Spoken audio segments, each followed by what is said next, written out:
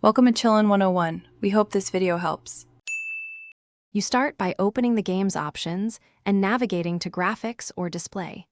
Change only one variable at a time so you can see effects. Begin with brightness or gamma because they shift midtones.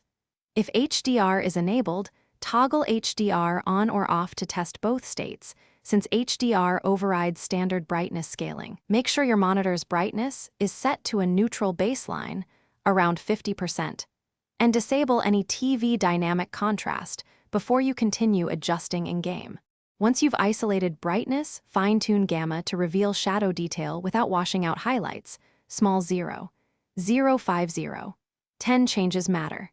Next, adjust contrast in 5% increments. More contrast adds pop but can clip whites, so back off if details vanish.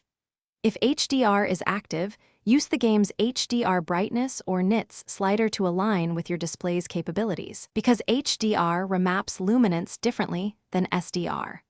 Always return to a representative scene with both dark interiors and bright exteriors to evaluate changes.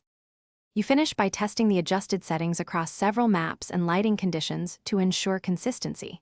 If a scene looks too dim or blown out, reset the specific slider to default and retweak gamma and contrast. Make sure GPU color profiles or overlays aren't forcing changes.